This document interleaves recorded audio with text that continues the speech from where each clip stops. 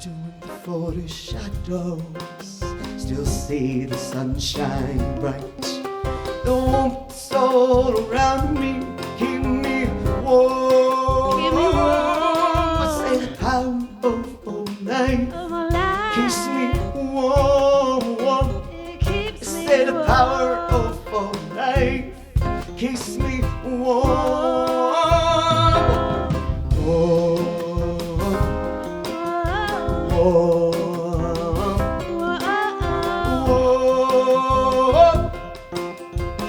like the fire. And I count on you like I count on the sun. And I will rest in you like I rest in the sun. Keep me warm, keep me warm, keep me warm, keep me warm. And I can count on you like I count on the sun. And I will rest in you like I rest in the sun to keep me warm, to keep me warm,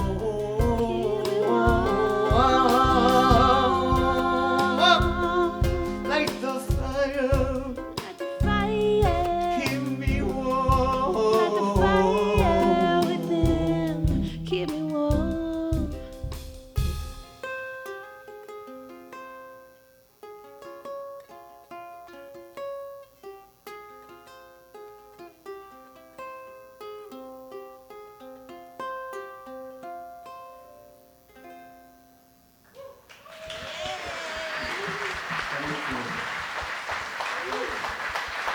Thank you.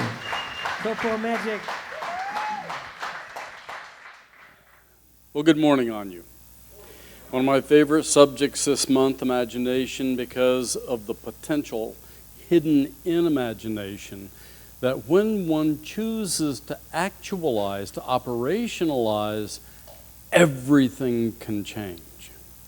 So if you only imagine, you remain in the imaginary. By applying spiritual tools and some action, your life will expand beyond any previous possibility. And today, we're looking at, there it is, Imagineering, bringing it forth. After letting your imagination soar, the next step is to do some Imagineering, operationalizing, and bring the dream down to earth.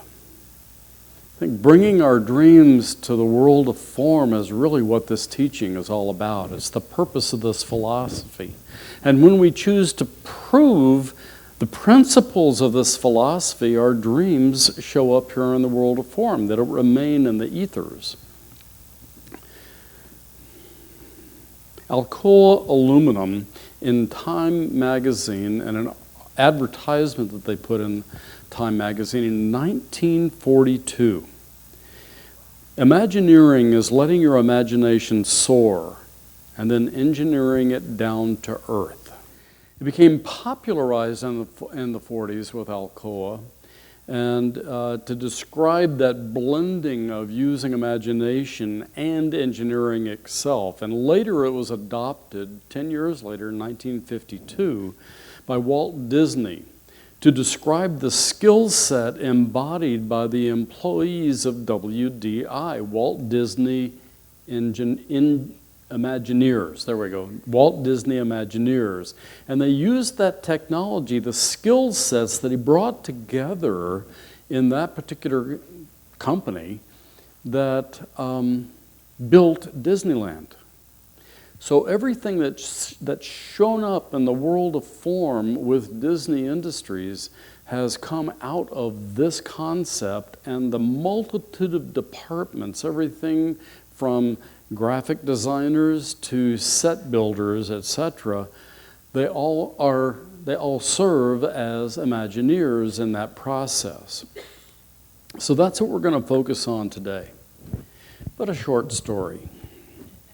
Mother Potato was having dinner with her 3 daughters, And the eldest daughter said, I have an announcement. And based on the sparkle in her eye, the excitement in her daughter's eyes, Mother Potato says, what? And the oldest daughter says, I'm getting married. Oh my goodness, that's exciting. And the other two daughters squealed with enthusiasm, and mother daughter said, that's fabulous. So who are you going to marry? And the oldest daughter says, I'm marrying a russet. Oh, a russet is a very fine tater indeed, said the mom in response. Well, they continue with their excitement. They started eating dinner, and the middle daughter says, I too have an announcement in kind of a shy way. And the mother got excited as well and says, and what is that? And the middle daughter says, well, I'm getting married too. Oh my goodness, two of my daughters getting married so soon. This is fabulous. And who are you marrying? It says, well, I'm marrying an Idaho. Oh, that's fabulous. An Idaho is a fine tater indeed. Well, everybody's giggling and squealing, and everybody's excited and what have you, and so forth. And it finally calms down. The third daughter, the youngest, says, well, I too have an announcement. And she's really shy about mentioning this, but mom says, well, what is your announcement, daughter? Says, well, I'm getting married too. Oh my goodness, the place just explodes with excitement, squealing everywhere as potatoes could squeal. And mother asks the third daughter the same thing, and who are you marrying? And the third daughter says very proudly, I'm marrying Peter Jennings. And the mother is shocked. She's just really upset and says, daughter, Peter Jennings, don't you realize he's just a commentator?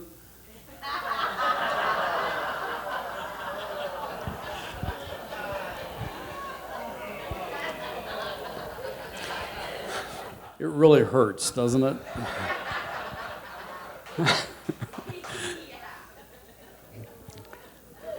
You exist. That divine feeling, fire, imagination, and creativity may be expressed through you. I shared this last week, and there's another quotation that I will share this week as well. But they tie in so well to perpetuate this idea of using the imagination and what's required to have that imagination show up in the world of form. Really think about this. You exist. The reason you exist is that divine feeling, fire, and imagination and creativity may be expressed through you. That's kind of our job here.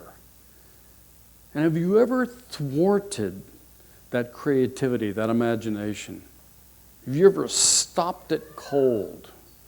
Or been encouraged by someone else to stop it cold? Those discouraging statements are probably what has held evolution back. Maybe that's a good thing, maybe not so much. But to the degree that that divine feeling, fire, imagination, and creativity gets expressed is the degree that heaven shows up on earth. The other quote from last week of Morgan Brent's, imaginal hygiene. This idea is, this idea is an inner art of managing, self-managing, not using others to do it, but self-managing our imagination to defend it against those forces that exist within and without that compromise, pollute, colonize, shrink, and sterilize it, so that we cultivate those and cultivate those thoughts and imaginings that illuminate, expand, and nourish the dream itself. The name of the game here is to make sure we're taking care of our dream. And we use our will to do that by keeping our attention, keeping our focus, keeping our concentration on the dream itself. So, one of the great reasons not to express your dream is, I think, captured best by Eric Hoffer. There are many who find a good alibi far more attractive than an achievement. And man, alibis can abound. For an achievement does not settle anything permanently. We still have to prove our worth every day. We have to prove it anew each day. We have to prove that we're as good today as we were yesterday. But who are we proving it to? It may seem sometimes that we're proving it to another, whether it's our family or our bosses, and we're playing this production thing where performance is everything. But really we're proving it to ourselves, our inner concept. But when we have a valid alibi for not achieving anything, we're fixed, so to speak, for life. Moreover, when we have an alibi for not writing a book, painting a picture, and so on, we have an alibi for not writing the greatest book and not painting the greatest picture. Small wonder that the effort expended and the punishment endured in obtaining a good alibi often exceed the effort and grief requisite for the attainment of a most marked achievement. Now, have you ever had a really good alibi? So February 2009, I went over the handlebars of my mountain bike, face planting in the street, crushing the helmet, smashing my face, ended up with a TBI, traumatic brain injury, frontal injury, lost all executive function. I couldn't figure out what was going on in my world. Man, I had a great alibi. And it took almost 5 years to get wholly back in place and to clean up the mess caused when I was in such confusion and incapacity. It's a year into the bike crash, I realized I could not do arithmetic. I couldn't add 2-digit column 10 deep and come up with the same answer 3 or 4 times in a row. Frustrating, and arithmetic used to be a piece of cake for me. So I ended up picking up a 3rd grade arithmetic book so I could learn arithmetic again. If you have something that happens to you, figure out a way to deal with it. We have a term used for people who have a physical incapacity. It's called alternatively abled.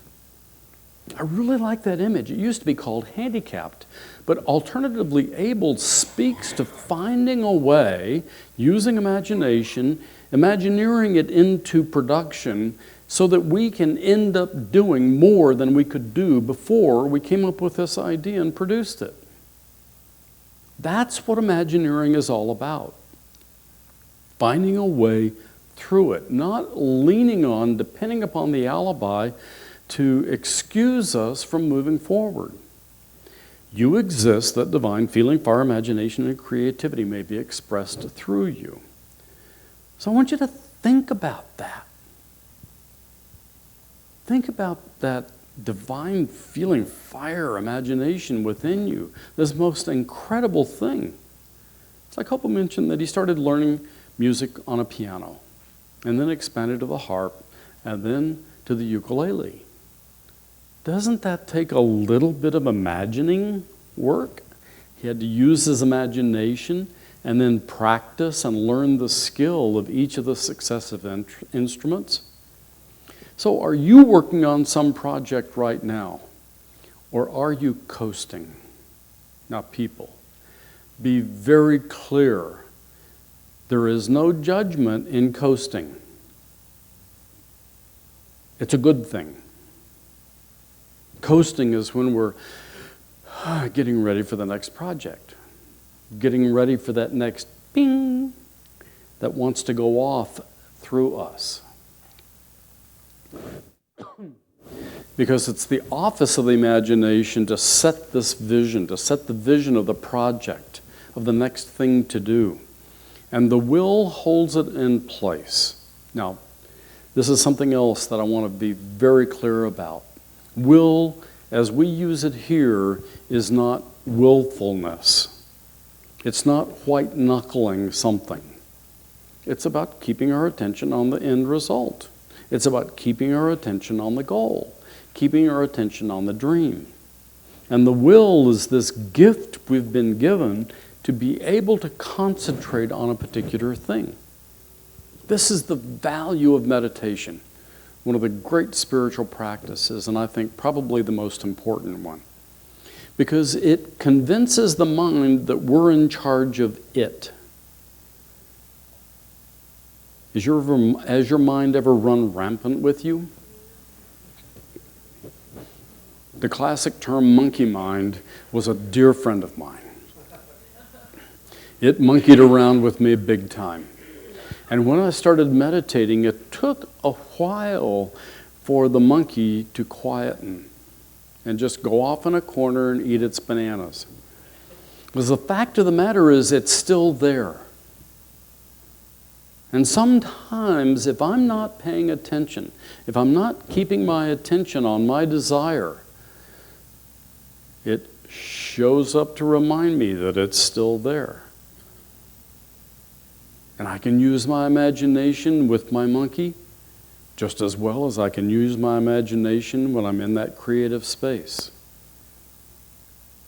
I can convince myself that the doubt ferret that rides on my shoulder all the time is actually in charge, and it's chewing my neck through until my head falls off and I lose all reason. I mean, I've been there, and I suspect most people in this room have as well. The will shall hold it in place until the creative genius of the inner life transforms the image of limitation and transmutes it into liberty under law.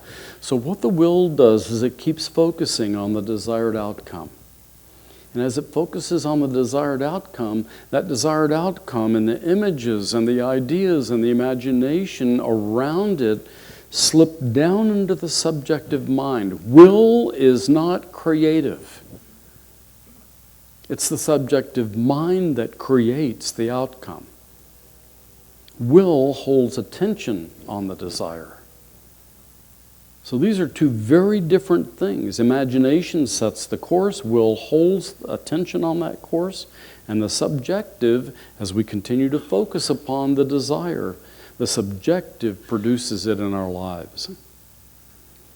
What if we all understood that the universe is for us? Nothing is against us. Nothing is against us. Nothing and no one is against us.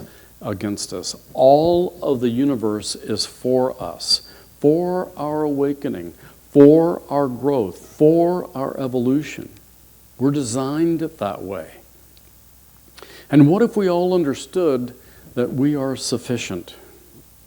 That each and every one of us is enough and has enough. And that starts with a personal realization. So I encourage each of you to use your imagination to focus on the fact that you are sufficient, that you are enough, and that you have enough. That can be challenging sometimes, can't it?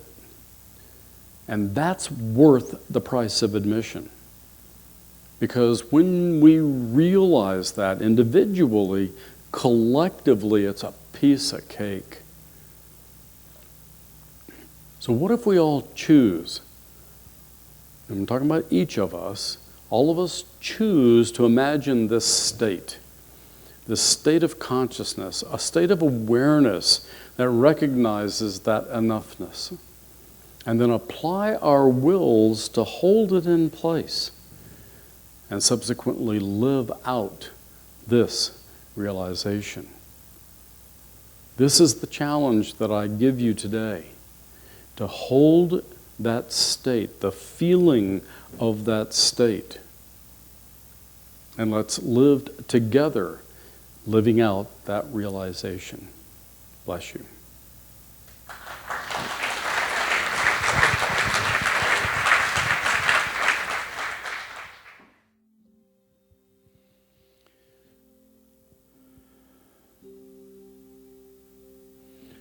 I remember, I reconnect with the awareness that this thing called life surrounds everything. It fills everything. It makes up and it presents as everything. That an awareness of that life, I now call to the foreground. And as I do, I start feeling the movement within my body. Every cell vibrates with the power of the universe. Every cell evolves with the intelligence of the universe. And the presence of the universe affords the experience of connection, being with another, being with ourselves, being with life itself. So all of that life, though called by many different names, God, Allah, Brahma, Divine Creator, infinite power, infinite intelligence, infinite presence itself, I know that it exists for expression. And it exists in every person for expression.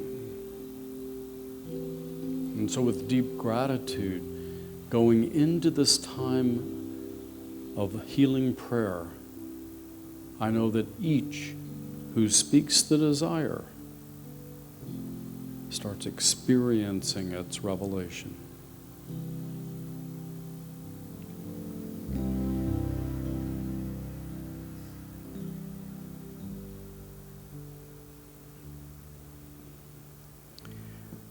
So recognizing that power, presence, and intelligence operating through each of these spoken words, I know that for every person here, indeed for all, those prayers come to fullness, come to fruition, easily, effortlessly, simply by keeping attention on the desire. So feeling the joy build within me, that sense of energy build within me, and that enthusiasm build within me, knowing that these words cannot come back void, that they already exist in fullness in divine mind and now manifest in the lives of the claimant. So feeling it as already done, I exhale. I let the smile form and feel the gratitude of its completion. So since it's already done, together we affirm it as so by saying, and so it is.